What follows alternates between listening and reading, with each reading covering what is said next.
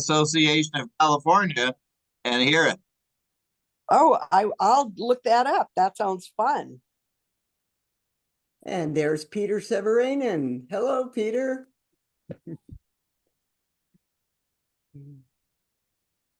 Okay, so you're all on being recorded now. Very good. Rupa, if you want to send me your permission. It's 7 o'clock. We'll give folks just another couple of minutes to come in here. But I want to start off the evening by introducing the person whose brainchild this genre series is, Ed Lewis. Ed, you want to talk a little bit about genre? Hi, everyone. We started genre about 4 years ago, and the idea was to have different kinds of storytelling and then get involved with groups all over California, story swap groups. And then this last year, we added in a guest teller from outside California, which will be Carrie Sue tonight, and from the East Coast, Florida. And then we begin our schedule in August. So we'll be starting our 5th year in August. It's always the third Wednesday of every month. And then we go through every month except for November, when our groups have celebration events. So we don't have genre in. Yeah. Thank you very much, Ed. That's you. This has been a terrific series, and I know everybody throughout California and lots of other places too really appreciates it. And tonight's technician is the wonderful Dad Lawfer, Andrew Lawfer. Hello, everybody. Good to be here. One more time. My name One is more time. Tina Tomiyama. It may sound like a Japanese name. It is indeed a Japanese name. I know I don't look Japanese, but you figure it out.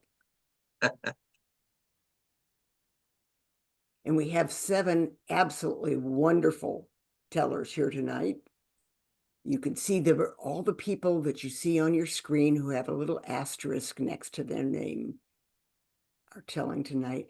Historical stories are a particularly wonderful genre because it is storytelling at its finest. It's taking something that really did happen, or that maybe it's a myth or something, but it's in the historical record, and crafting a story out of it. Whether you write it yourself or whether you find it and deliver it, doesn't matter. It adds to the sum of human cultural knowledge. And tonight we're particularly lucky because we have such a variety, such a breadth of cultures that we're going to be addressing. It's just going to be great. It's 7:03. Anybody in the waiting room still, Andrew? Nope, everybody who's coming is here. They'll probably come late, but I think it's good to get going. All right, then let us get started. Well, I can still remember how to pronounce our first speaker's name. It's Prakriti Agrawal. But if that becomes too difficult, you can call her PK, she says. She hails from a tiny town in Canada, right up there on the Alaskan border. Well, she was born in India, but she hails from Canada. So she's an international speaker tonight. Whew. But she's on Pacific time, thank goodness. Prakriti loves reading, listening, and telling stories, especially powerful stories, which inspire her and others. This is a story which comes from India about a simple woman who does something extraordinary. Please welcome Prakriti PK Agrawal. Thank you, everyone. It was a time when kings and queens ruled India. There lived a valorous king called Chhatrapati Shivaji Maharaj. Now, I can tell you a lot of stories about his bravery, but today is the story about a simple woman who lived in his kingdom. Now, Chhatrapati Shivaji Maharaj had acquired a fort near Raigad in Pune in India. You can see that fort in my background.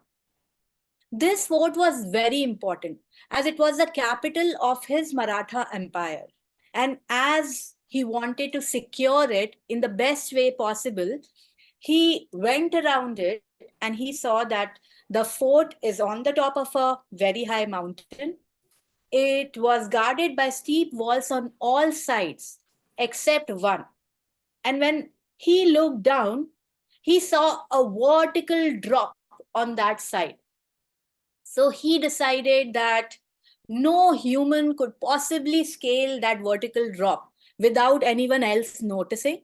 So it was very well secured. Now, the fort inside had a city, and there was a great door called Mahadarwaza guarding it. The giant doors would open in the morning, and people from the foothills of the mountain would climb up and enter and sell their wares in the market. And then, before sunset, when the doors would close, all those people would go back to their own homes. Nobody could enter or exit the fort without the knowledge or the permission of the gatekeeper. There was a single mother called Hirkani who used to reside near the fort of Raigad. Every day, Hirkani would collect milk from her few cows and would trek up to the fort to sell her milk. Now, this was very important because she needed that money to fend for herself as well as her baby who was just a few months old. Now, if you are thinking that, we need to call child protection services, please hold on, because she would not leave her child untended. She would ask her neighbor to look after her child while she would go to the fort. Now, coming to her commute, she had to climb up to the fort around 1,000 steps every single day, carrying heavy milk cans barefoot in a sari. After reaching the top, she needed to walk along the walls, reach the great door where the security guards checked everyone entering and leaving. No metal detectors that time, so it was a longer process. And finally, when she would get inside, she would put down the milk cans and start her work. Now, she did this every day, rain or shine. And one day, yes, it happens in all our stories. One day it so happened that she didn't make enough sales.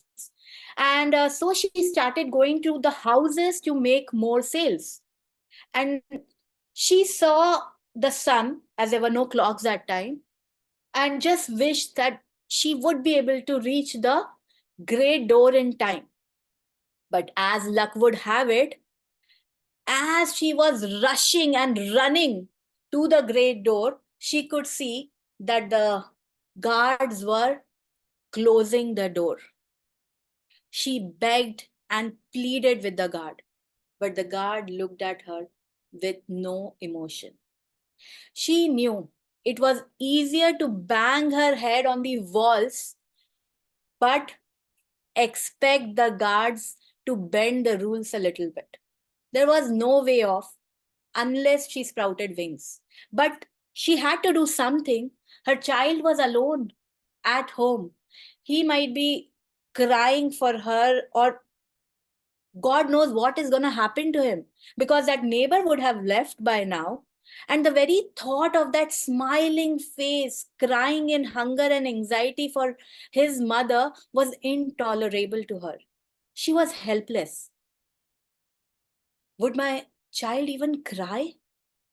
Maybe he would just sit there in the crib disappointed in me. What if a wild animal snuck in? The doors are not strong enough. That very thought led her to a new level of desperation. She needed to get off the fort anyhow. She walked all along the boundary of the fort looking for some weak spot, maybe a crack or a loose brick. but she didn't find anything. Finally, she got to that spot which overlooked the steepest section. She looked down. The sun had set completely down and it was pitch dark. She could see nothing but the outlines of thorny bushes.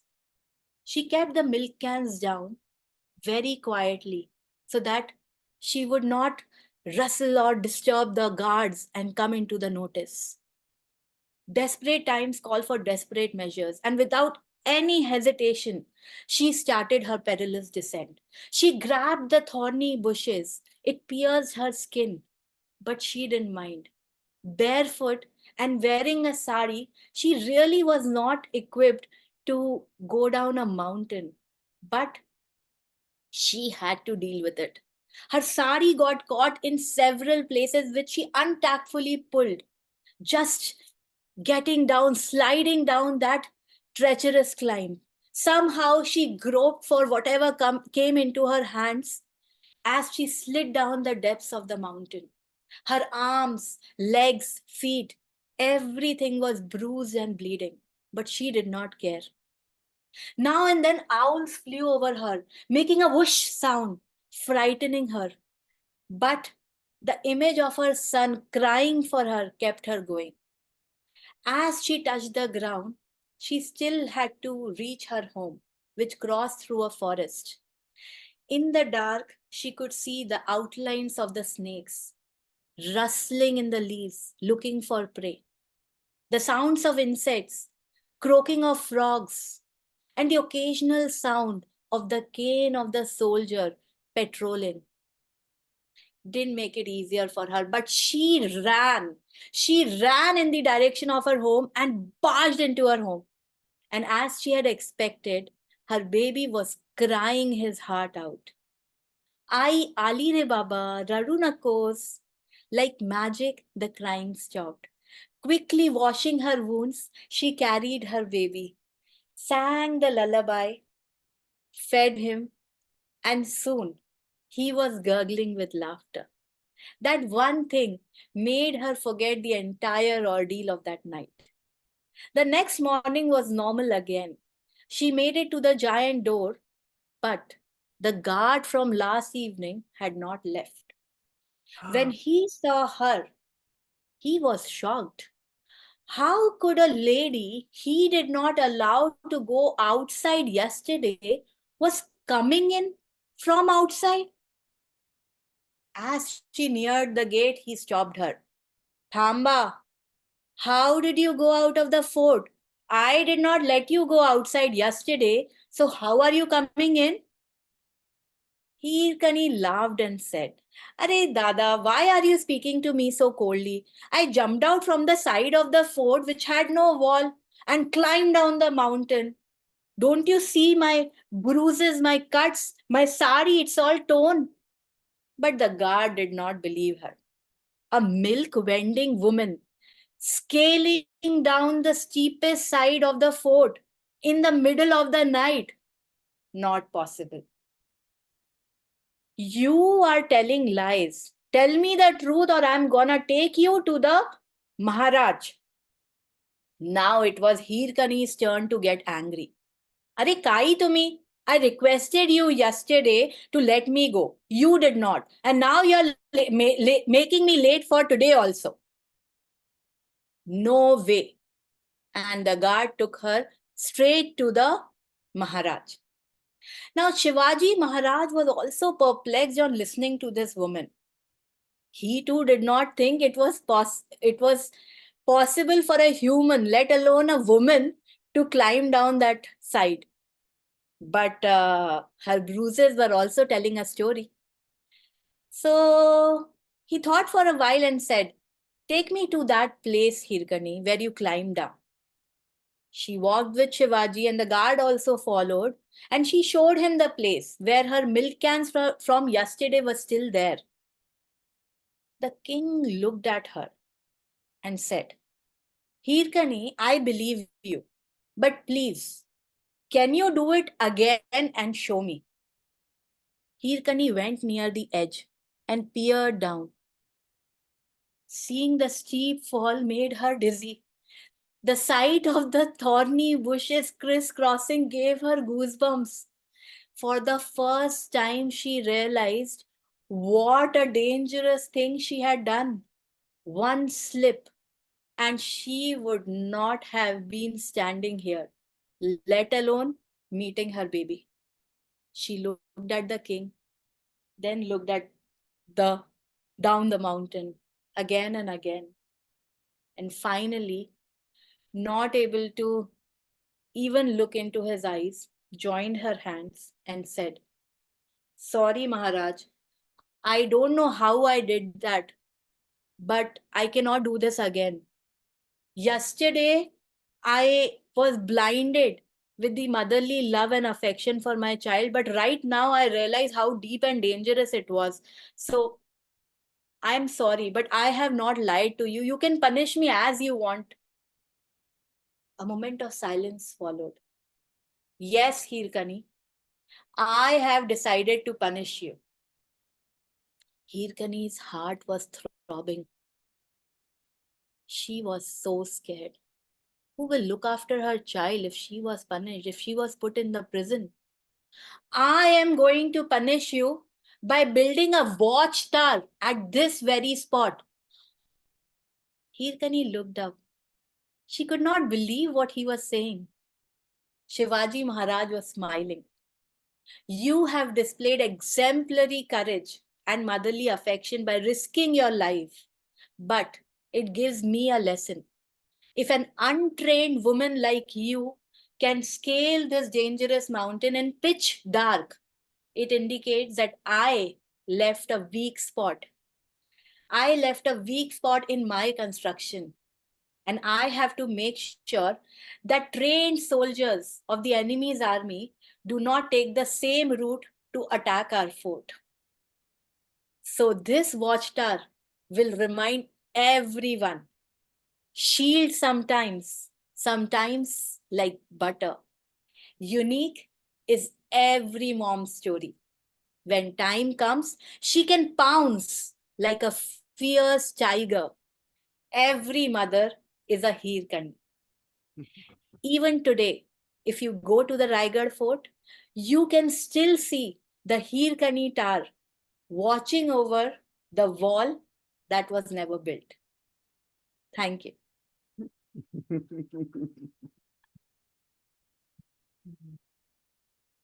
Oh, beautiful. And such a gripping story, Prakriti. Every mother particularly can really, really resonate with this. I'm going to do little interviews at the very end if I can. So I'm going to ask you, what are your plans next? And now let's have our next teller come up.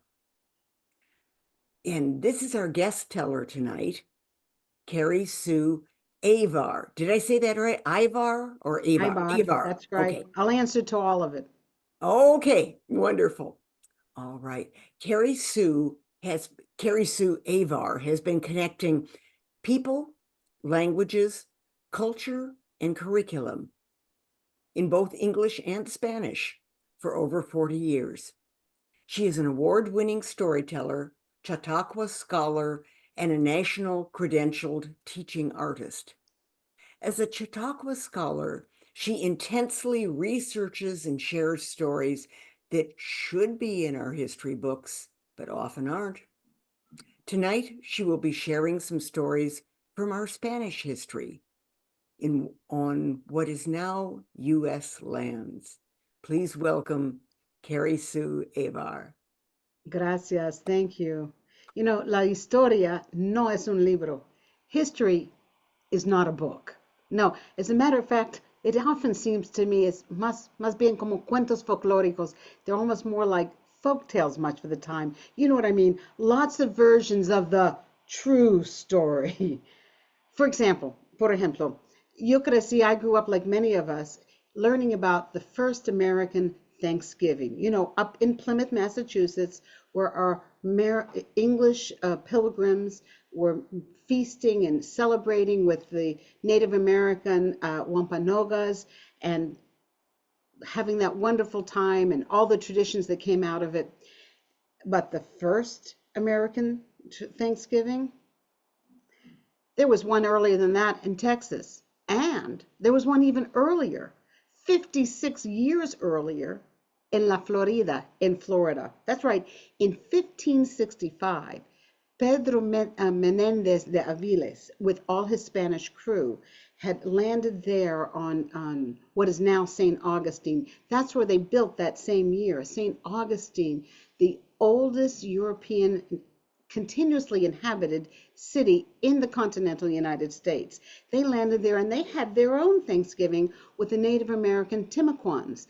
Now, I'm sure they probably did not have any turkey. However, they probably had more fish or oysters, but they did have one very traditional Thanksgiving part.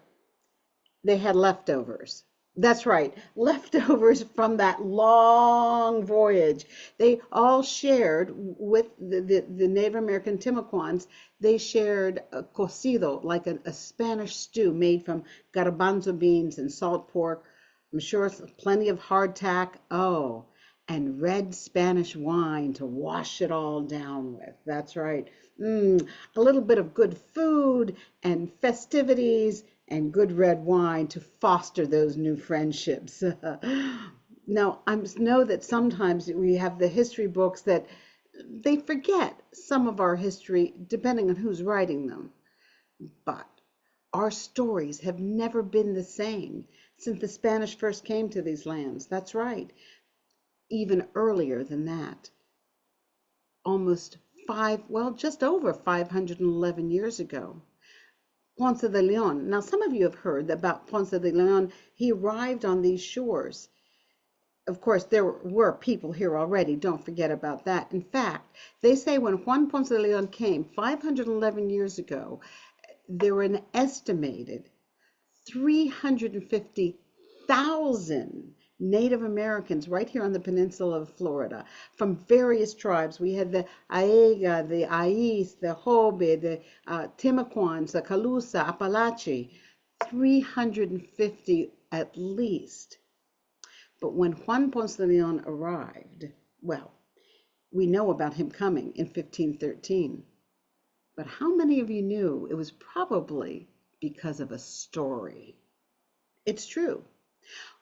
Ponce de Leon era marinero. He had been first a sailor with Cristobal Colon, with Christopher Columbus, on his first voyage to the New World. Actually, I'm sorry, the second voyage to the New World. And eventually, well, he actually got a little bit more. He got a little farther up in the world and he became gobernador, governor of Puerto Rico. And it was while Ponce de Leon was in Puerto Rico que empezó a escuchar, he began to hear cuentos, stories, una leyenda, a legend that they were telling about una tierra del norte, a land somewhere to the north, probably north of Cuba.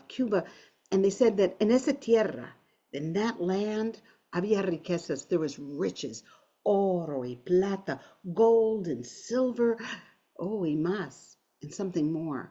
They said que en esa tierra, that in that land, había una fuente magical. There was a magical spring of water. Y tomando de esa agua, drinking from that water, uno quedaría joven, one would stay young y fuerte and strong, para siempre, for always. Now, it became a time when Ponce de Leon was no longer governor. One of Columbus's younger sons took over that. And so he was looking for new aventuras, new adventures to make his way up in the world. Y se acordó, he remembered about esa historia, that story, that legend. So he got a ship and he started going up the coast of Florida, buscando esa isla, looking for that island. On April 2nd, 1513, 1513, Semana Santa, Easter week, he and his men landed on a beautiful shell-covered beach. It was beautiful and was lush and verdant. Oh, there were so many green plants and flowers, las flores de tantos colores, flowers of so many colors. And since it was Pascua de la Florida, Feast of the Flowers, or Easter, he named it Pascua de Florida, the Feast of Flowers, or La Florida, Florida for short. Now, I have to tell you, he did find a beautiful land, but he never did find any of that gold or silver. He did find adventures, good and some not so good. But he also found that even though he could not find any of that gold and silver, he found the Gulf Stream. Ponce de Leon was the very first one to discover and write down about that warm ocean current that would go all the way from the Americas over to Europe and to Spain. In fact, that sent many of those gold and silver that they did find here in the Americas back to Spain and Europe. He never did find that fuente de juventud, that fountain of youth. Though it hasn't stopped people from trying. That's right. Even if you go to St. Augustine, they'll claim that they have one right there. Don't believe it for a minute. I've tried the waters. Didn't work. But it hasn't stopped people from looking for it. As we know, if you just look at the commercials that are on TV selling those creams and pills and such, people are still looking for it. They never have found it quite so far as I know. But it hasn't stopped people from looking. But I do know one thing for sure. Seguramente, for sure, nuestras historias, nuestros cuentos, our histories, our stories are forever intertwined. Aquí en los Estados Unidos, here across the United States, forever intertwined and influenced by our rich Hispanic heritage. Y ahora saben, and now you know. Oh, splendid. Not only did we get educated in history, but we got educated in beautiful Spanish. Thank you so much, Carrie Sue. That was just great. Now, because you're coming from the East Coast, you have the option. I can do a quick interview with you now, or if you think you can stay awake I until can the stay. I want to be able to hear all the stories, I have to say. all righty, great. Then I'll talk to you at the end of the program. Thank you so much, Carrie Sue. That was just wonderful. Let's go on to our third speaker. Tonight, Sharon Elwell is appearing again on Historical Stories, and I'm so happy because I remember her last appearance last year. Sharon Elwell has been a storyteller for 8 years, since she discovered the Do Tell story swap in Santa Rosa. Inspired by their inventiveness and creativity, one day she thought, hey, maybe I could do this too. Now, she told me to keep her story subject a secret tonight, so I'll let her reveal it to you. Here's Sharon Elwell representing Do Tell Story Swap. Sharon. The person that I'm playing tonight is 90 years old, and it's a little hard for me because my friends have told me I don't look a day over 80. But this all takes place in 2006, which was the best day of her life. So it all started, she said, when I was 6 or 7 years old, and I heard my father scolding my mother in the next room. And he said, Bumi, we're not in Japan any longer. This is not right.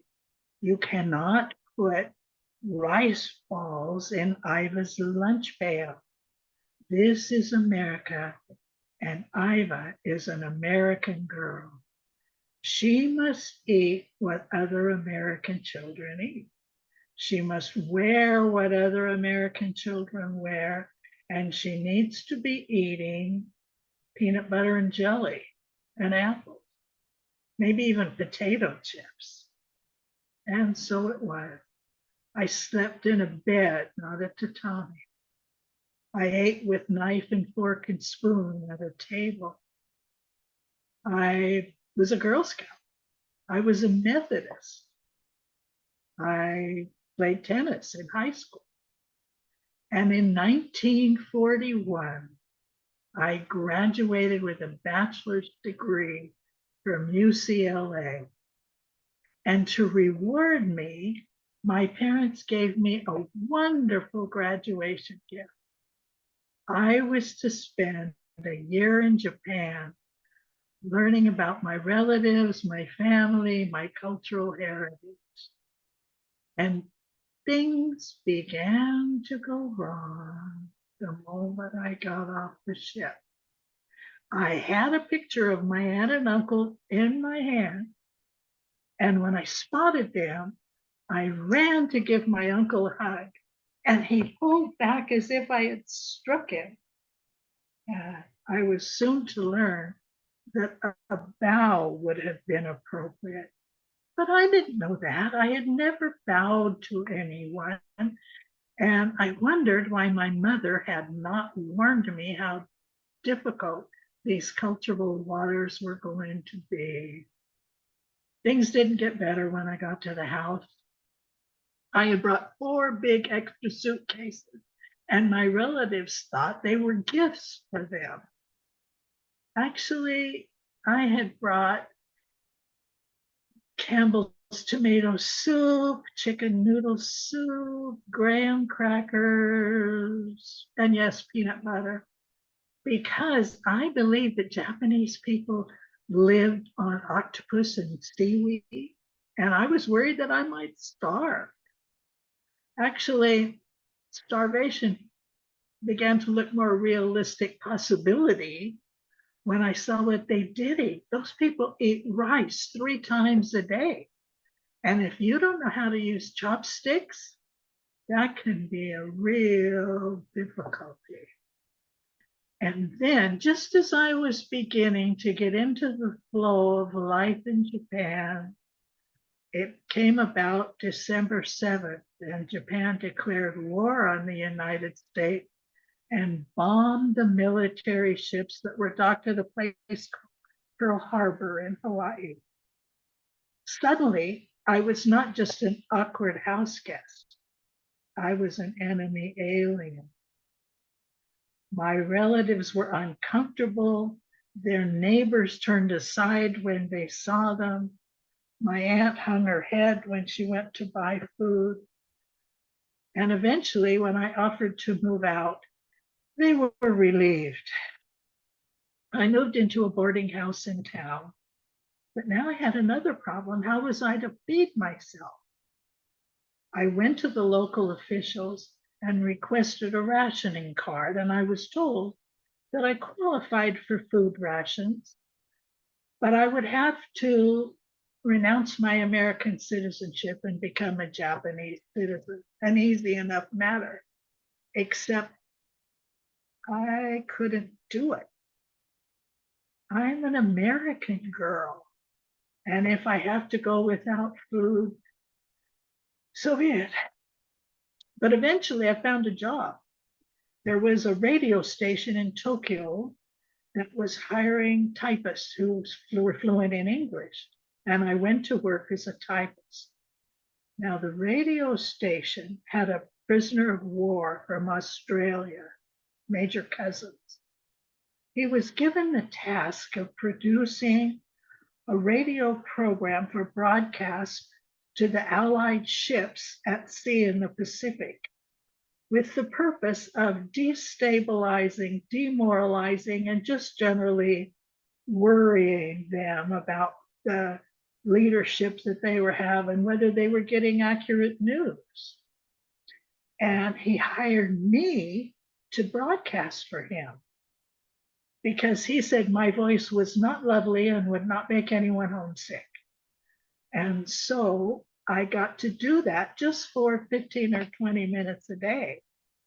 And he had this idea that because the Japanese, who were second language learners in English, would not recognize sarcasm, irony, or the kind of innuendo that made sense to Americans, I could say things that they would think were threatening, and the Americans would know were just silly. And so my patter before I put on a record would be something like this. Well, hello, knuckleheads. Here's your favorite friend, enemy. And I am here to ruin your day and demoralize you. And here comes the first blow from the Philadelphia Symphony Orchestra. And I was done. And back to my typing I went. I actually enjoyed that job. And I think the GIs liked it too. They gave me a nickname, Tokyo Rose. And they painted an airplane with my name on it. And it was kind of fun. I actually signed my autograph, Tokyo Rose, 2 or 3 times. But when the war was over, to my surprise, I was extradited to the United States and charged with treason. The definition of treason is aiding and abetting an enemy during time of war. And the question was, had my action aided and abetted the Japanese war effort? And it turned out that that was a pretty complicated question. The trial went on for months and cost more money than any trial in American history. Now, Major Cousins had been acquitted by his country in Australia, and so he flew to San Francisco to testify for me, but it didn't help. In the end, I was convicted and sentenced to 10 years in a woman's prison in Indiana and fined $10,000. In the meantime, my mother Fumi had died in a detention camp, and my father moved to Chicago.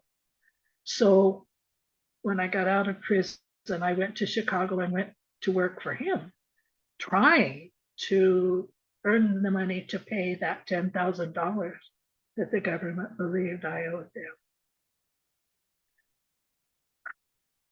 I never quit making appeals for my case over and over during all those years, and I got nowhere until on the very last hour of his very last day in office, President Gerald Ford pardoned me and restored my citizenship. And now, in 2006, the veterans of World War II, who are all old men, have decided to give me an award for outstanding citizenship because of my loyalty to the country. 50 years after the event, somebody finally got it right. I am an American girl.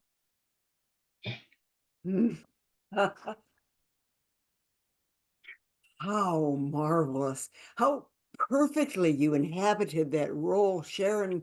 That was breathtaking. So absolutely wonderful. We'll talk a little bit more at the end of the program then. Thank you so much for telling us about Tokyo Rose from a first person perspective. I love Chautauqua stuff, don't you? Now we're getting to our fourth speaker. It's Heba Hamden. As an electrical engineer, Heba used to be the typical geek who doesn't know how to speak. But thanks to her teachers and mentors who taught her excellent presentation skills, she decided to dive into the professional speaking business. That was after a 20-year corporate career in the airlines and international telecommunications industries. Heba created specialized training and speech coaching programs that she's been using since 2012 to help her clients become highly successful. And I'll put Heba's contact information in chat. So please welcome Heba Hamden from the Story Masters Club in Los Angeles with her story entitled Saint Barbara.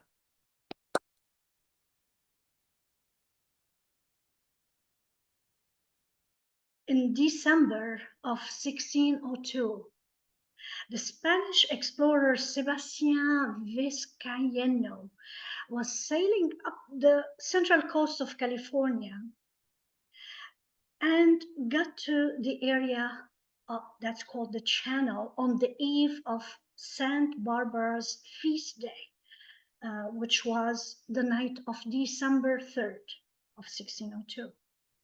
So the priests on board of the ship christened the area as Santa Barbara.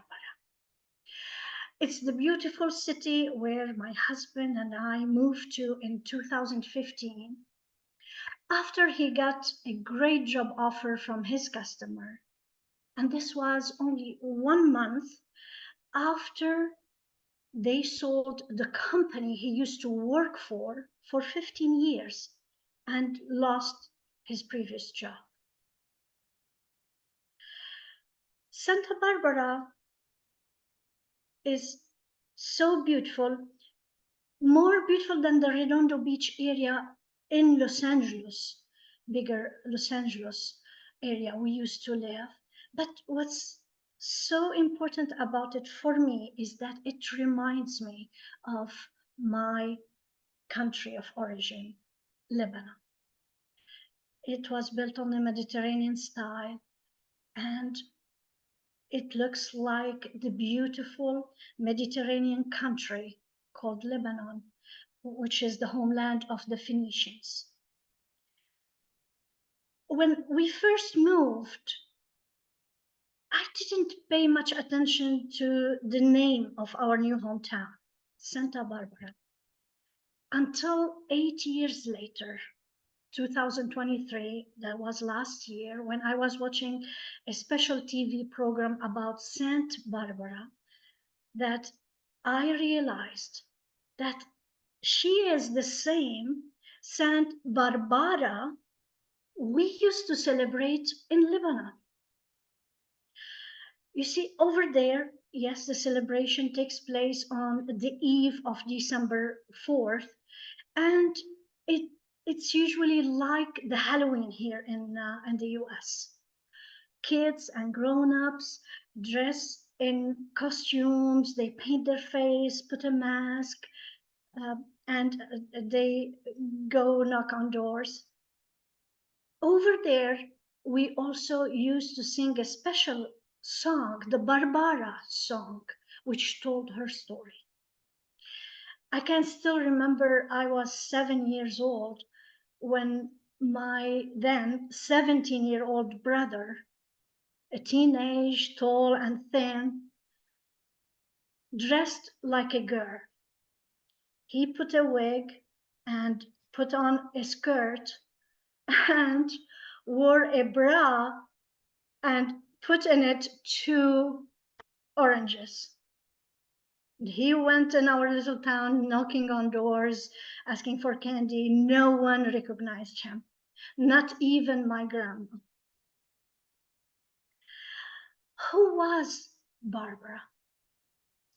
Well, she was the daughter of a very rich pagan man who lived during the Roman Empire time around the years 280 AD to 315 AD after Christ.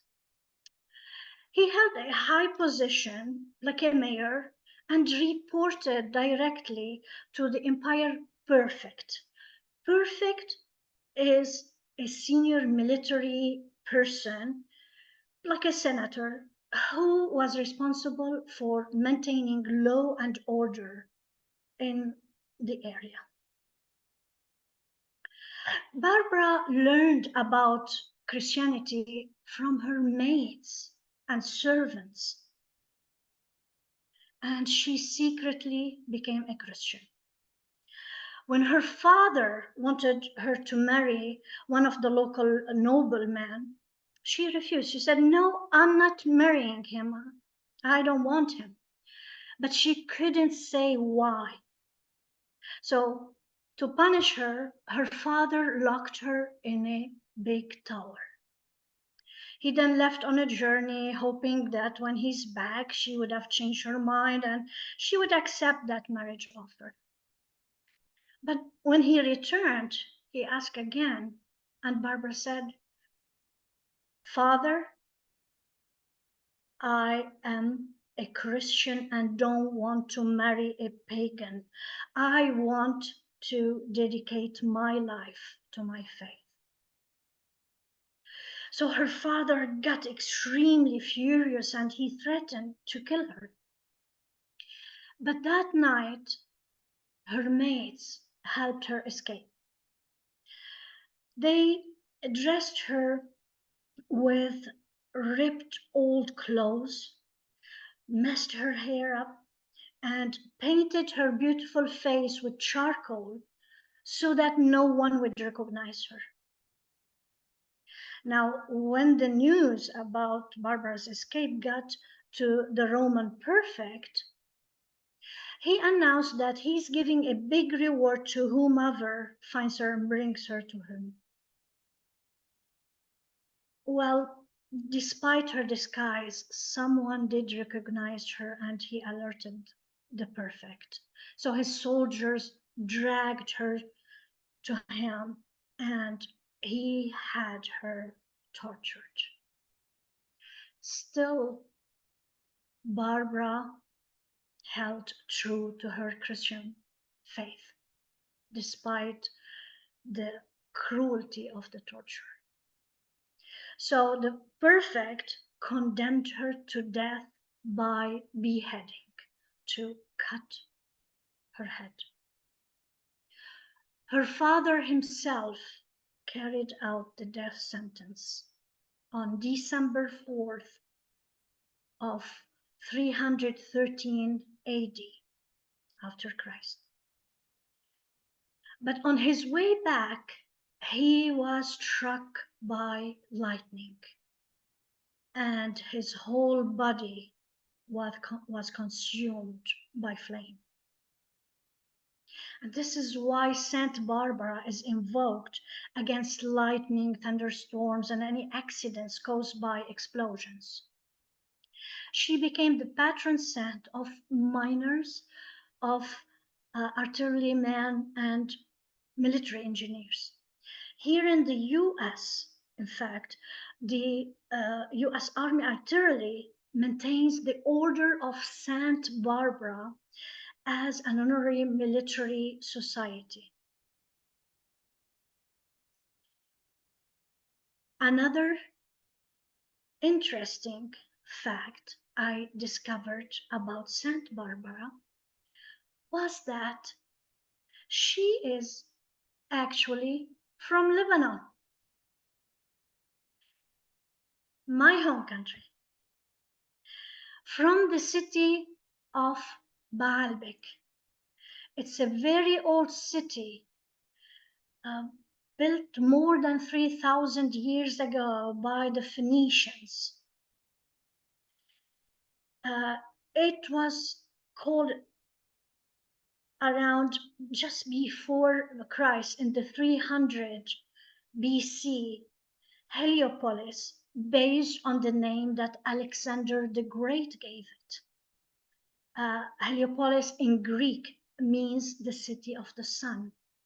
So if you look on the internet or in books and see Heliopolis or Saint Barbara is from Heliopolis, it's the name of Baalbek. Baalbek is way, way older.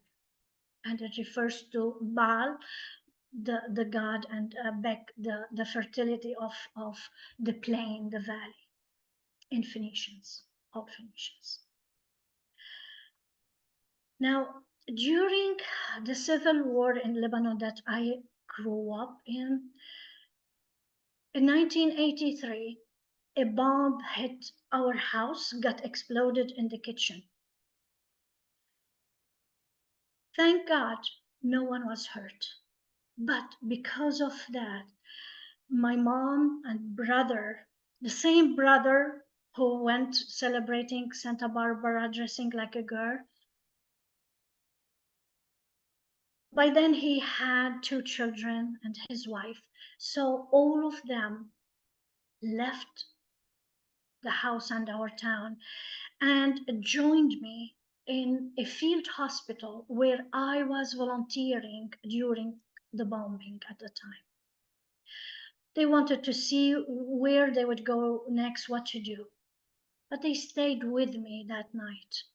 And during that night, there was a big attack on our little town, and most of those who stayed got killed. In a speech I delivered 3 years ago, I referred to it as the bomb that saved my family's life. But was it Saint Barbara behind that bomb and that explosion and saved my family while I was risking my life in the field hospital to save innocents? I'm not sure. I'm not sure about miracles. After all, I'm an engineer, but I keep an open mind. But 200 years ago, flying an airplane may have seemed a miracle. But what I know for sure is that when my husband got laid off and he lost his job, I was still starting my small business, and we had a mortgage. We had family members in Lebanon who depended on us. Santa Barbara definitely saved us. Back to you, Madam Amsi. Oh, absolutely splendid. Oh, and such beautiful pictures. Thank you so much for such an intricately, beautifully braided story. St. Barbara, Lebanon, all kinds of beautiful history worked into there. Thanks a million, Lihiba. That was just great. Thank you, Tina. Thank you. We'll talk to you a little bit more at the end of the show, but here we want to hear from our last three speakers now. And here's our next one, Linda Lewis. Now, Linda is maybe new to genre stories, but she's been a member of the Storytellers of San Diego for about 2 years. In fact, she learned storytelling from the fabulous Leanne Muffson, Aunt Leanne.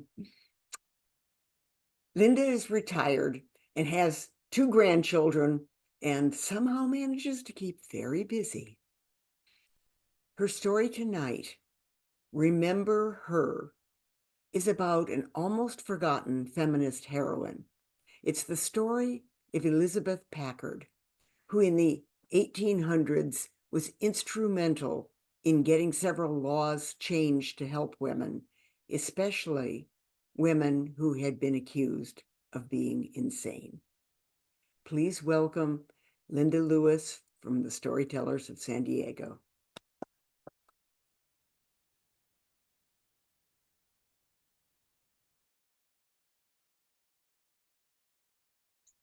You're on mute.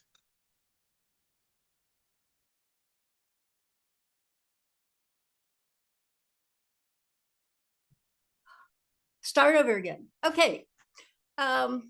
Sunny afternoon in 1860, Elizabeth Packard was riding on a train.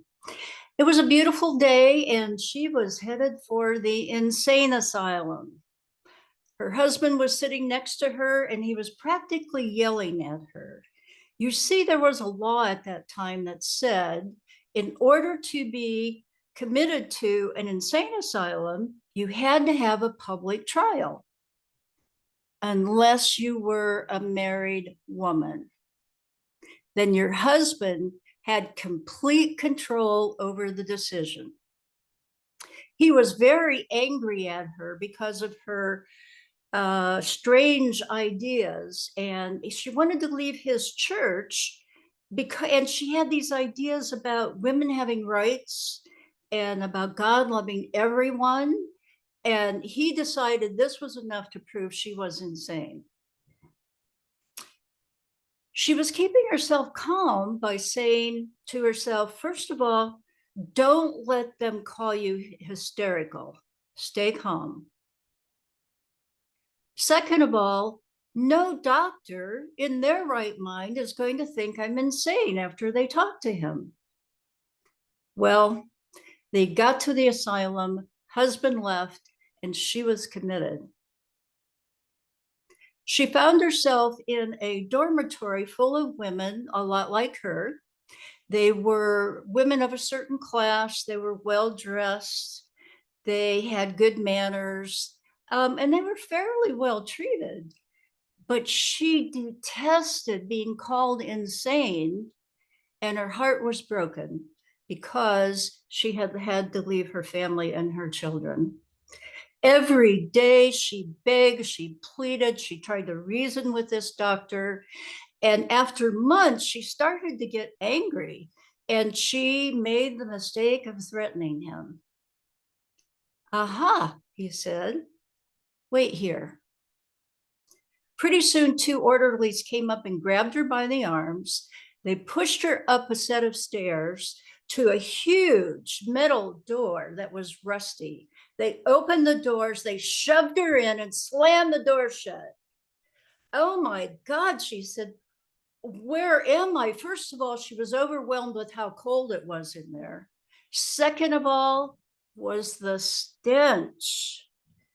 It smelled of feces and unwashed bodies and rotten food.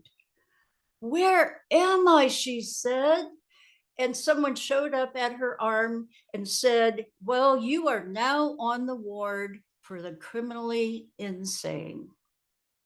And shoved her into a room where there was a pile of straw. He said, this is your home now, but why? No questions. Lay down and shut up. She fell to her knees and she sobbed. She learned very quickly not to make eye contact. She learned very quickly to walk close to the wall, and she started to shuffle like the other women who were in the asylum. Some days she was punched in the head. Many days her clothes were torn. Often her food was stolen from her. But she had this hope, this idea that maybe she would be rescued, because how could this possibly be her life? The day that hope died, she was devastated and she wanted to die. She crawled into her straw bed and she stayed there. And she stayed there. And she had a dark night of the soul. But at the bottom of that dark night of the soul, she had this epiphany. She said, this is the worst that will ever happen to me.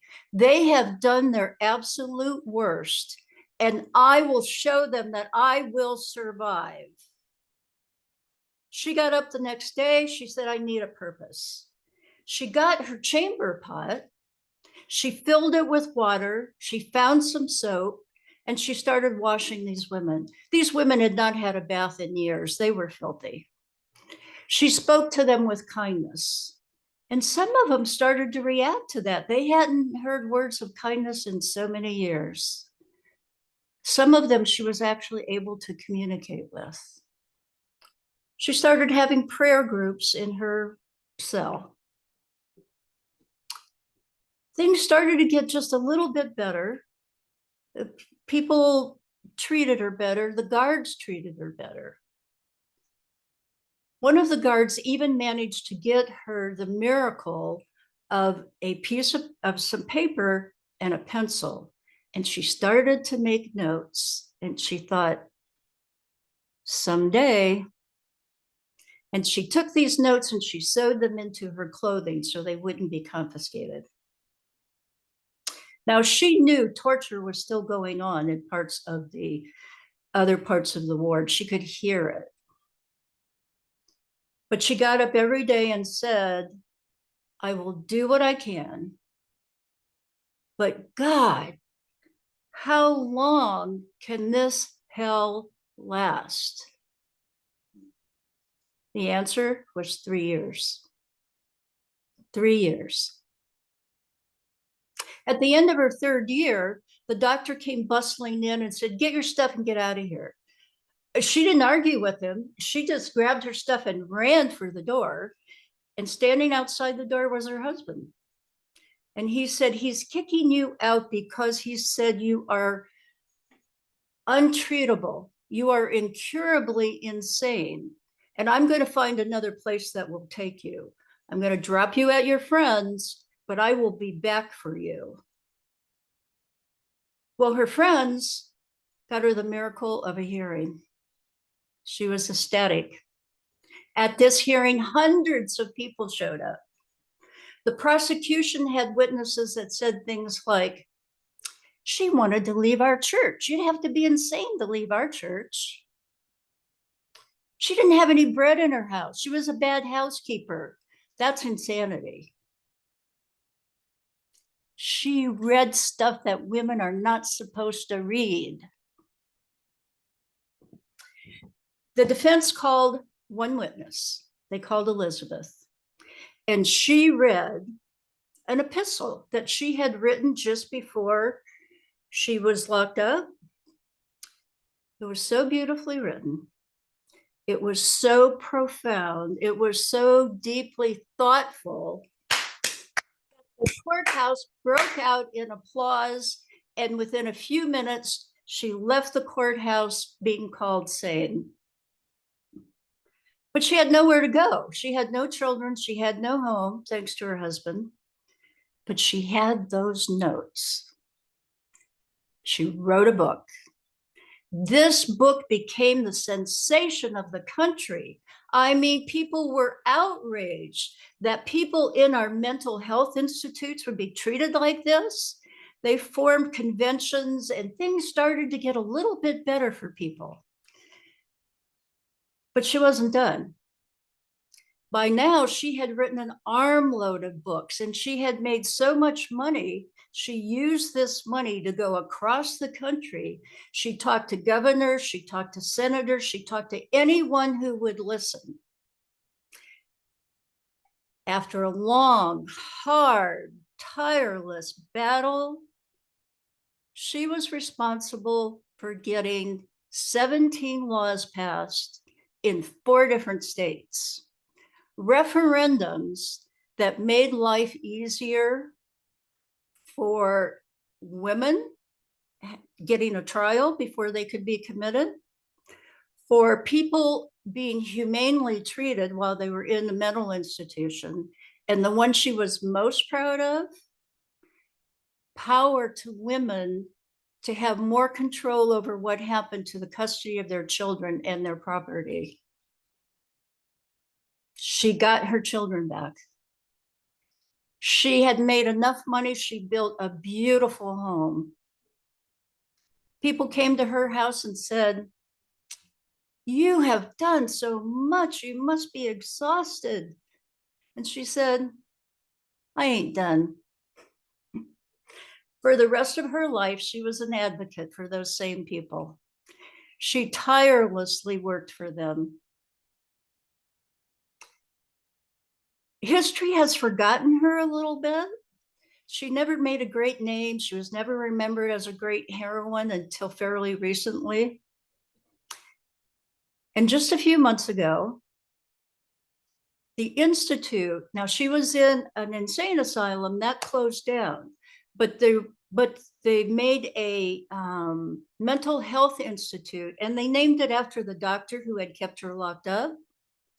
Well, 4 months ago, it was renamed. And it was renamed the Elizabeth Packard Mental Health Center. Thank you.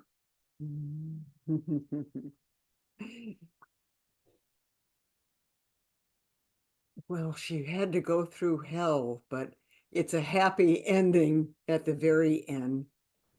It's true. After I heard that this was what your speech was going to go about, I tried to look up and there is a Wikipedia article about her, Elizabeth Packard, for anybody who's interested in looking it up. But what a story. Thank you so much, Linda. That's truly fabulous research. Let's move on to our 6th speaker. Oh, it's the wonderful Rupa Mohan. Rupa will portray Sita, the heroine of the ancient Indian epic poem, the Ramayana. She will take you back 7,000 years to revisit this story, which modern evidence establishes may have more history than mythology. Rupa is a storyteller from Walnut Creek, California. She spent her childhood in South India, steeped in the rich oral tradition of sacred stories and folk tales. After retirement, she came upon formal storytelling at the Asian Art Museum in San Francisco, where she trained as a docent and storyteller. She now shares multi-genre stories outside the museum, often braiding her own childhood memories into them. She is on the board of the Storytelling Association of California and is an active member of Asian American Storytellers in Action, which she is representing tonight. Rupa is also a Chautauqua scholar and debuted her portrayal of Kasturba Gandhi. She was a featured teller at the 2024 Women's Storytelling Festival in Virginia just in March. And I will put her website in chat for you. Rupa. Namaste.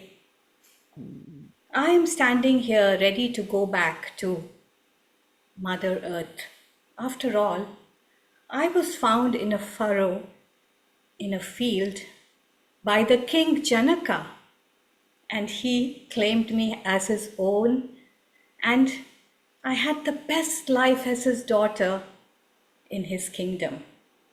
When I was 12 years of age, he organized a Swayamvara, an event where I could select my own groom. And many came from near and afar, and they were given a challenge. But I was happy that a young, handsome prince won the challenge. He was able to lift that heavy bow of God Shiva and string it. And he was declared the winner.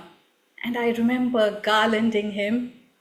And very soon we were married, along with my sister, who got married to his brother. And the women in the palace were singing, Sita Kalyana Vaibhohame, which means witness the wedding of Sita. Oh, we all went back to my husband, Prince Rama's kingdom in Ayodhya. And the early years were so happy with my sister there with me. And his father very soon wanted Rama to assume the throne of Ayodhya. And they got ready for a grand coronation. But dark clouds descended upon Ayodhya. Well, the old king's youngest wife wanted her son to be put on the throne. And not only that, she wanted to banish Rama for 14 years so he won't get in the way of this. Well, the old king was devastated, but he owed her 2 wishes from a past incident. And my husband, Rama, was the dutiful son who was more than willing to obey his father. And I, being the dutiful wife, was determined to accompany him. And his brother Lakshmana, my sister's husband, also insisted on coming to protect us. So one day we all set out to the forest beyond the river, with the entire city crying as they bade us farewell. We crossed the river, and I must say, life was very different. We had given up all our riches and, of course, our lifestyle, and we had to start simply by building a small hut. And all I did was forage for food, berries and roots and fruits from the tree. And I was scared, but I knew that Rama and his brother would protect me. Well, there were also many demons around there, and my husband and his brother, being the strong and valiant princess, they took care of the demons. But over 13 years later, almost towards the end of our exile, there emerged a demoness. Yes, she took on the form of a beautiful lady. She came upon the brothers and started making advances to them. But the men would not tolerate this, and soon there was a fight when she started threatening me, and Lakshmana and she got into a fight, and he ended up mutilating her. And she ran back cursing us and took on her real demoness form and said that she would go and complain to her brother, the demon king Ravana, who lived in a faraway island. Well, I tried to forget it. And my friends in the forest, the animals like the deer and the beautiful birds, kept me company and filled my heart. But one day I saw a beautiful golden deer behind some trees. It seemed to be disappearing, in and out, in and out, in and out. I couldn't take my eyes, it was so brilliant. I begged Rama to get me that deer, to keep me company.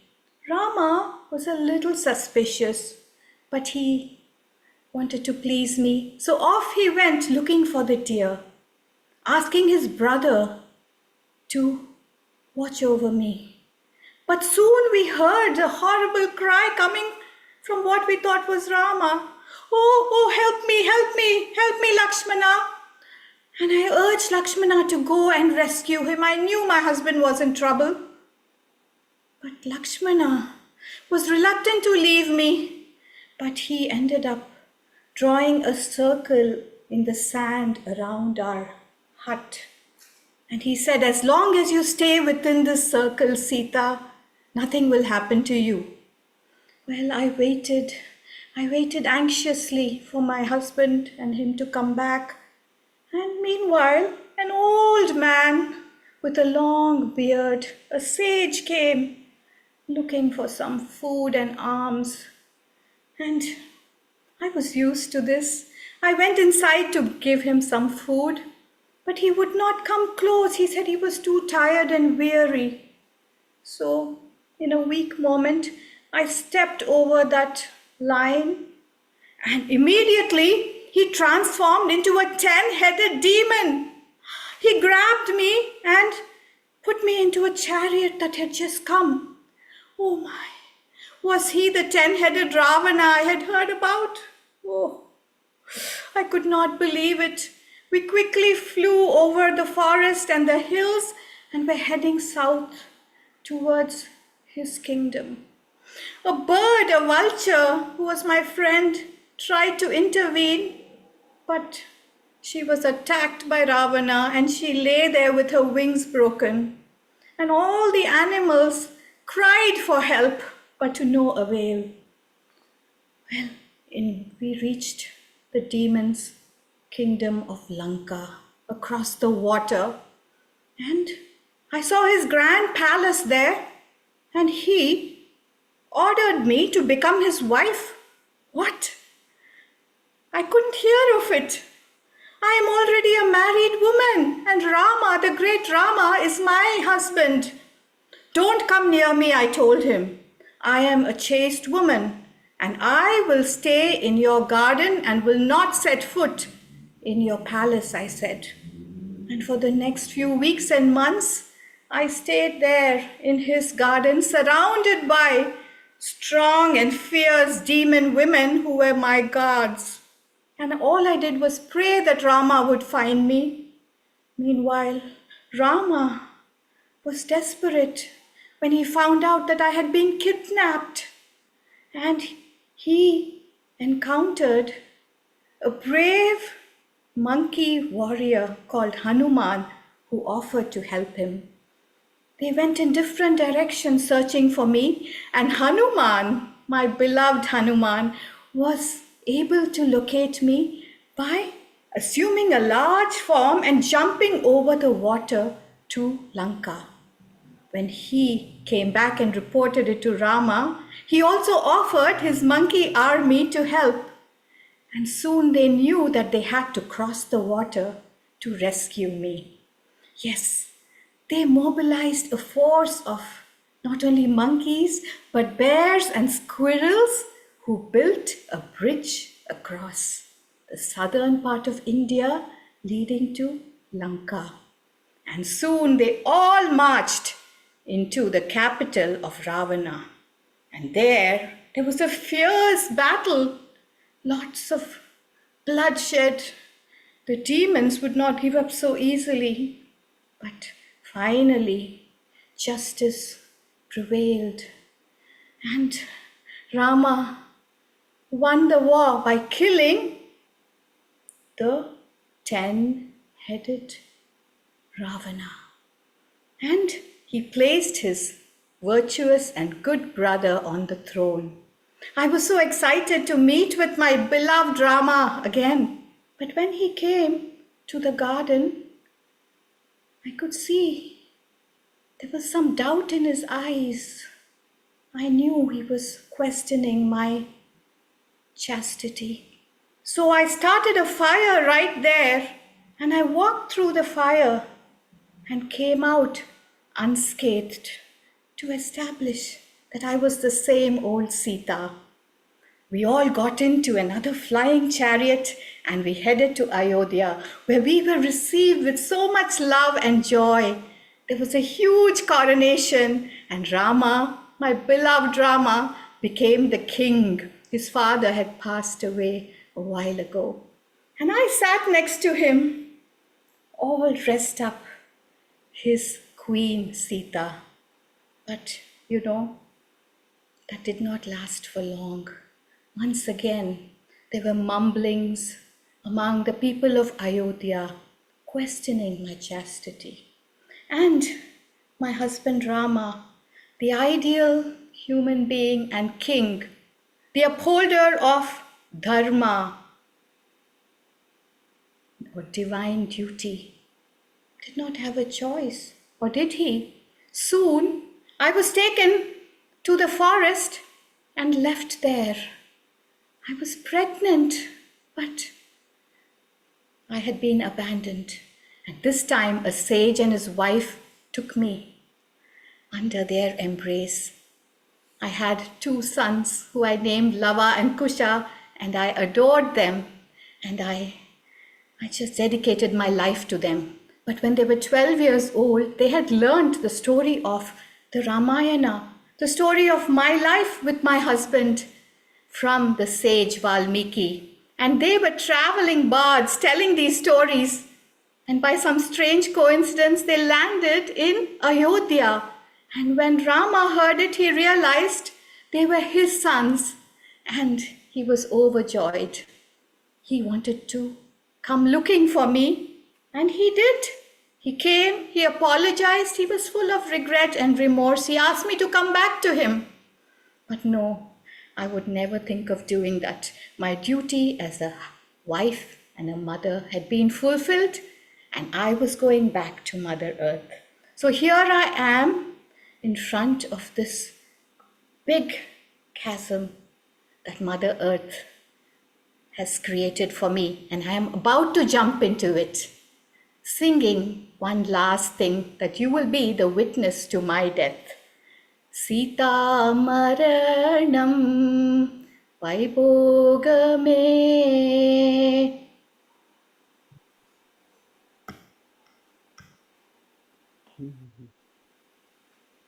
How beautiful, Rupa. Oh, that is the most beautiful telling of the story of Sita that I've ever heard. Just, there's something about being told a story like that rather than reading it in a book. Isn't it glorious? Thank you so very much. Thank you. come back to you in a second. Before we get our final speaker, who happens to be our only man tonight. Well, and we saved him for last. Now, John Petrick told his first story with the Sacramento Storytellers in October 2020, and he's been hooked ever since. He thanks Mrs. Winters, his 3rd and 4th grade teacher, for getting him started in public speaking. For any bad habits that he has as a speaker, well, he developed those all by himself. John's story is The Builder and the Scavenger. Please welcome John Petrick from the Sacramento Storytelling Guild. Thank you. This is a story of 2 men, both residents of San Francisco before the gold rush, both at one time among the wealthiest people in California, both dead at age 38. And yet one was a builder and the other a scavenger. It's hard to tell one life story in the 10 minutes I have allotted, let alone 2. But I'm going to devote most of my time to the builder because it takes a lot more time to build something and much less time to tear down what has been built. So let me introduce you to the builder, William Leidesdorff. William was born in 1810 in the West Indies, the bastard son of a Danish merchant and an African Carib woman. Carib is a tribe. And William was very white-skinned. In fact, he may have had blue eyes. And he passed for white in the American South for much of his life. We know little about his childhood other than he got a fine education. In fact, one source says that he was educated in England and knew 7 languages. At age 24, William went to New Orleans. Now, you gotta imagine New Orleans in 1830.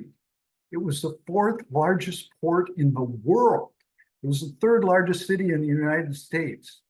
The grain and goods were coming down that Mississippi River from the entire heartland of North America to the port of New Orleans. But the biggest good was King cotton. And they stacked those 500-pound bales of cotton into these ships and shipped it to England and northern United States to those textile factories. So it was into this that William started a trading company, probably with the assistance of a patron. And in 6 years, he built that company to 12 ships and many warehouses. And at age 30, he fell in love. But before the wedding, he confessed to his lover his mixed race background, and her father forbid the marriage. So heartbroken, and now his racial identity perhaps being known in the South, he sold his business and moved to New York. And his lover allegedly died of a broken heart. In New York, he bought a much bigger ship, filled it with goods, and sailed it all the way around the southern tip of South America. He was actually the captain. Around the tip of South America, up the Pacific coast, over to Hawaii, up to Alaska, and then down the Pacific coast to a tiny village on San Francisco Bay called Yerba Bueno. Excuse me. And he started a new trading business there. And it prospered, despite the fact that that area of the world was largely unpopulated. And he built other businesses. He had a ranch. He built the first hotel in what became San Francisco. And a couple years later, 2 years later, when he was 33, he petitioned the Mexican governor for a land grant, because California was under Mexican rule. And to qualify, he had to become a Mexican citizen and convert to Catholicism. So he did that. And he was granted 36,000 acres on the American River in inland California, what is now the eastern suburbs of Sacramento, Folsom, Rancho Cordova.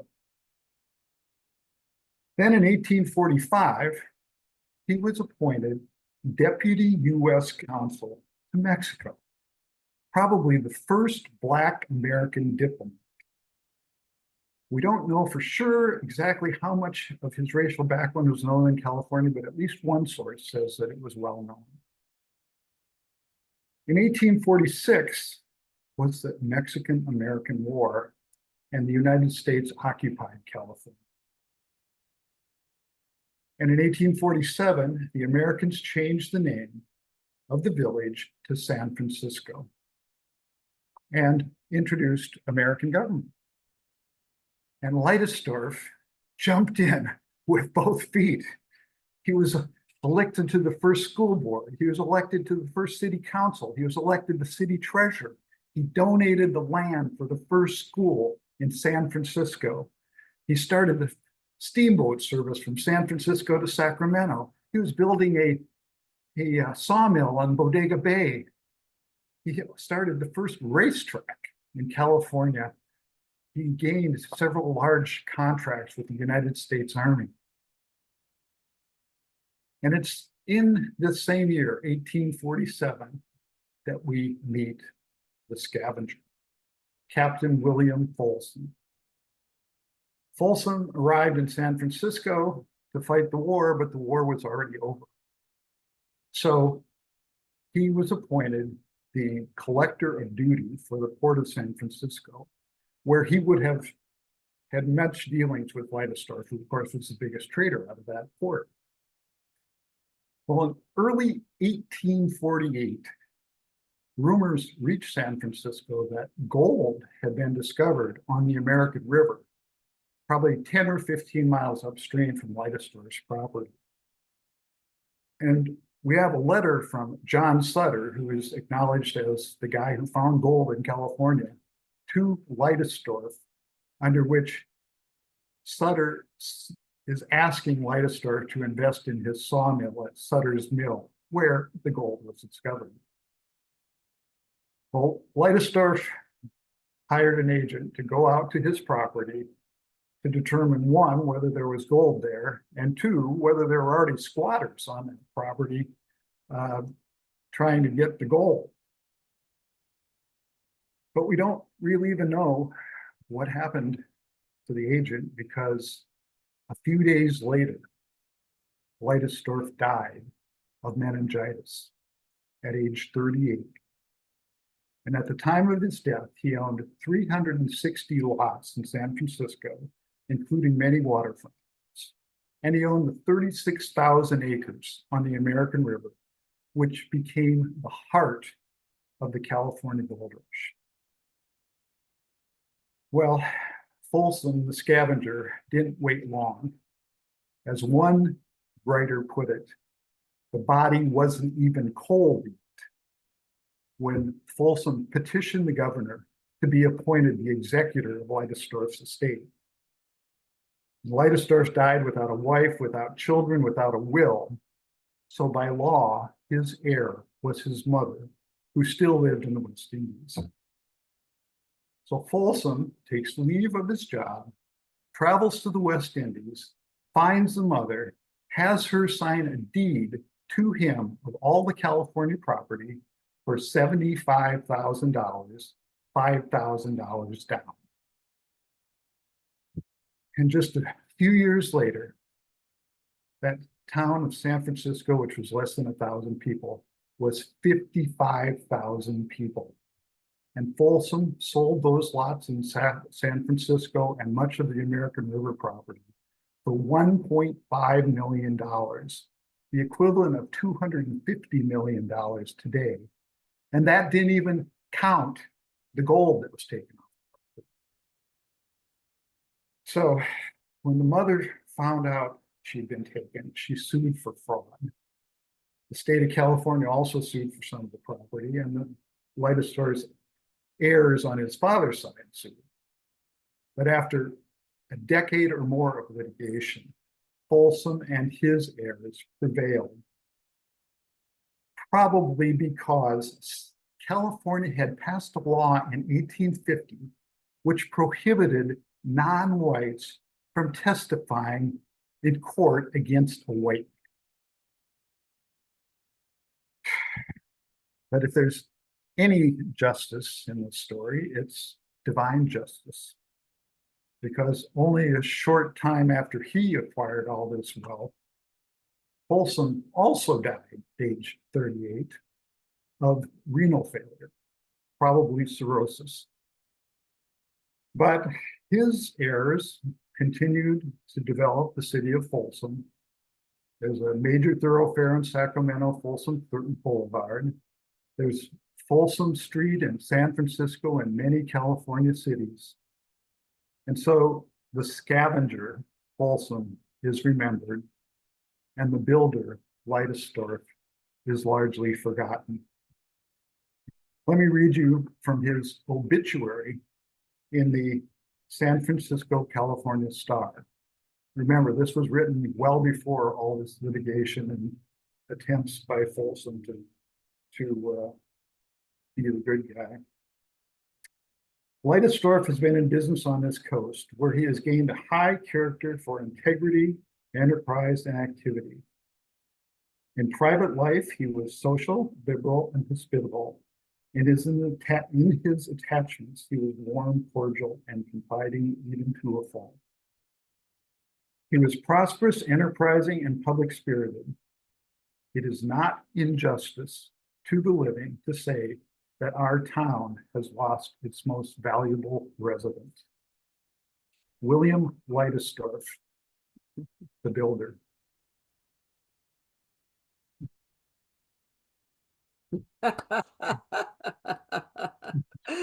Oh, well, there's justice and there's irony in their story. Thank you so much, John. What an absolute pleasure that is. And that's something about California history that I had never heard before. And I've read a good bit of California history. So thank you so much for that tale. Wow. Haven't we been around the world tonight? Mr. Tech Host, could you please bring all our storytellers back? And would you all please unmute and give a warm round of applause to these fabulous 7 storytellers. We've been to India and Spanish Florida, America, Japan, Lebanon, 1860s Massachusetts, back to India, and to Gold Rush, California. Wow. Nice job. Very Woo! good. Yeah, Good job. yeah, fantastic. Yeah. It's 8:30. I did promise I was going to ask, I was going to have a little chat.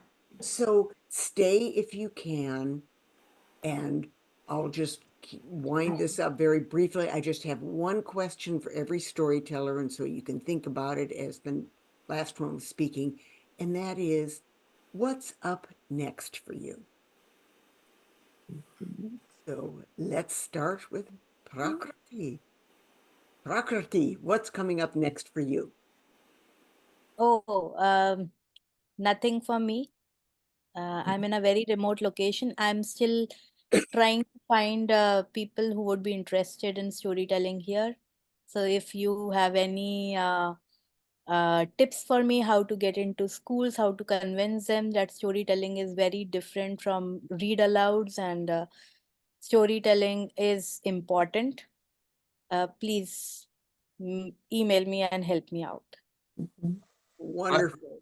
Prakriti, let me give you 2 pointers here. One, check out our Jenny Fund with Rupa, and we look for getting into schools in your area to tell stories. The other is Prakriti is going to become our new technician for genre, because Andrew is ready to move on to other things. Isn't Zoom miraculous? We'd never been able to hear you and see you if it weren't for Zoom. Thank you so much, Prakriti, for for volunteering last night to become our new tech host. Andrew, was looking for somebody to pass the torch on to, and this is just fabulous. Thank you, thank you. Andrew, for everything he's And Thank Oh, you, it's been an Andrew. absolute Thank you. pleasure, everybody. 4 years. Great. Yeah, 4 years. Wow. been Ooh, great. what you getting yourself into, PK? You'll love it, believe me. Let's go to Thank you, Florida. Andrew, for the opportunity. Thank you.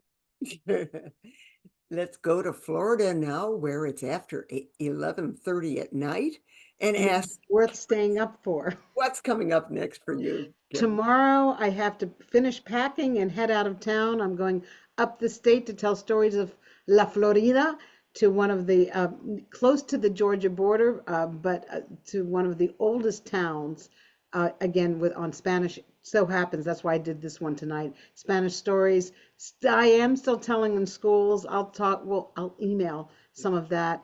And I'm doing next Monday. I'm going to be doing that's coming up soon. Dia de los Niños for one school, and then family storytelling for new immigrants. I'm doing every Monday night for a grant between the school system and the library system.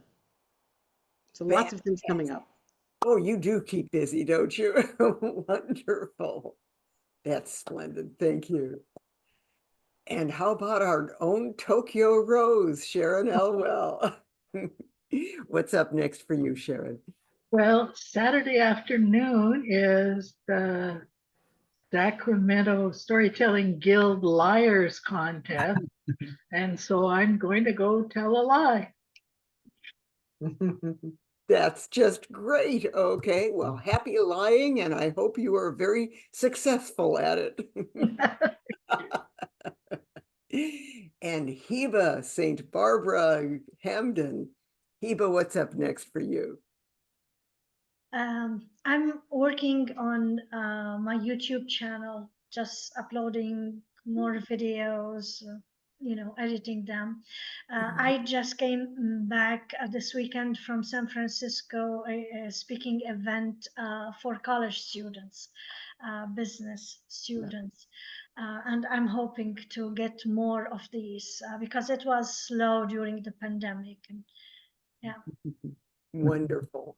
Thank you so much for appearing tonight. Thank you. Thank you. I'm so happy, and thank you all. This was amazing. Thank you. All the stories, all of you speakers. Thank you. And Linda, you were our neophyte tonight. How was it? And do you want to do it again? Absolutely. Yeah, it was fun. Thanks for getting me through that almost catastrophe. What's really decided to die just before the show. Right? Just before the show, yes. What's up for you? What's next for me is chocolate chip cookies. Sounds good. Hope you just muted yourself. We lost you at chocolate chip cookies. Yeah, maybe I can unmute you. If I can find you. Yeah, she's on her husband's computer, so. Well, I changed her name. Here she is. I'll ask her on you. You're still muted. You got a grab. There you go. Okay. There you go. Yeah. Okay. I didn't touch it, but anyway. Yes, chocolate chip cookies, but I burned them. But anyway, I'll probably be telling at the Twisted Horn. I do that every now and then here in San Diego. It's a really cool, old, funky Viking bar. And we have a lot of fun telling there. So, and I'd like to do more of this. Yeah.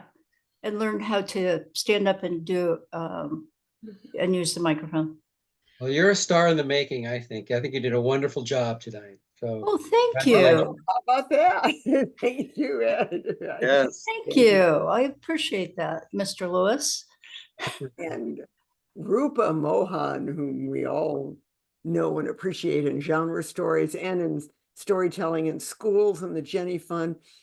Rupa, what's up next for you? Yeah, we are going to celebrate AAPI month. I have 2 upcoming gigs with my storyteller friends who are also Asian American. So one is going to be at the Monterey Bay Aquarium. We are going to, I'm doing Kasturba Gandhi, and Nancy Wong and Bowen Lee are joining me with Asian American portrayals. And after that, a group of us are doing other stories at the Menlo Park Library. So both these events are free. So if anybody is around, please reach out to me. I'll tell you how to register. And thank you so much for your kind remarks and encouragement. That's fabulous. And if you can put it in chat how to register, that would be just great. Okay. Rupa, that'd be super. And let's see, we've done all the ladies, have we? All right, John, your turn. Okay, I guess, it didn't even dawn on me. I was the only man until you mentioned that, actually. Well, first thing I'm going to do, my wife said she'd take me out for a beer. So that's the first thing I'm going to do. And then in early May, I'm going to bicycle with a friend from Vienna to Warsaw. Wow. And then when I return, I'm actually going to return to the East Coast because we have a summer home on the East Coast where to be near our grandkids. And I'm going to try to get more involved in the East Coast storytelling tribe, I guess, which I've been introduced to a little bit, but I want to try to get into it a little bit more. So, boy, you've got some great plans. Thank you. That is just wonderful. And let's see, is Sarah Armstrong still here? Andy, could you spotlight her too? Because Sure. if you can wait just one more minute, I want Sarah to tell you about the upcoming Bay Area Storytelling Festival while I put the link to it in chat. Sarah? Super. 1 Thank minute. you. Thank you. Well, yes, it's coming up May 3rd and 4th, Bay Area Storytelling Festival at Sonoma Academy in Santa Rosa. And it's really going to be very exciting. On Friday, Kealoha from Hawaii is presenting his film, The Story of Everything. And then Friday night is Sunset Stories with our storytellers out there overlooking the beautiful Santa Rosa area and sunset. And then all day Saturday, we have workshops and olios and paired tellings and youth concert and open mic. It's going to be just a fabulous day. So I'm really hoping all of you can come. And Tina has put the links into the chat. So you can sign up for which part of the day or weekend or both days that you'd like to come. So really looking forward to seeing you there. Thank you so much. I can hardly wait. I'll be there. So I'll be there. I'll be there. Yay. I'd like to add one thing. If you can't come in person, you can register for the recording. Can you tell about that, Sure. Sarah? Sure. So the everything on the main stage will be live streamed and recorded, and everything else will be recorded, and it will all be available to those virtual ticket holders afterwards for 2 or 3 months. And everybody who buys even a regular ticket also has access to those recordings because we still haven't figured out how to be 3 places at once. Darn. Right. Can So you please mention come. Please can you come. mention all the tellers? Diane Sure. Ferlat. Yeah. Sure, there they are in the chat.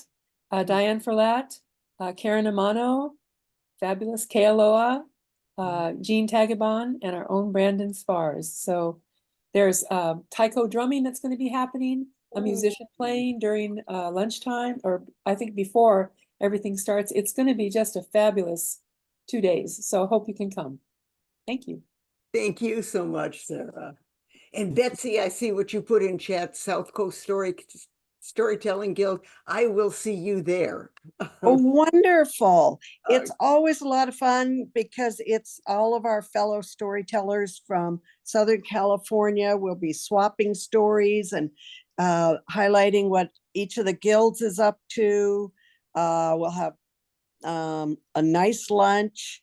And I think we have 3 workshops, one which I am leading. called All I Need is a Rock and a Stick, and the stick is optional. So anyone who's interested, my email is in the chat, and I'd be happy to email you the flyer. All right, and it's just $30 for all day, and that includes lunch. Yes. All right. Yeah. Thank you, dear audience. You have been perfectly wonderful. Not a peep out of you. It's just, you've just been an absolute treasure of an audience. So thank you so much. I'm sorry we ran a few minutes over, but I think it was worth it, right? All right. Yeah. Good night. See Thank you you, in Tina. May. Thank you. Bye. Right. Thank Thank you you, all. Tina and Andrew. You were Thank you, great. Tina.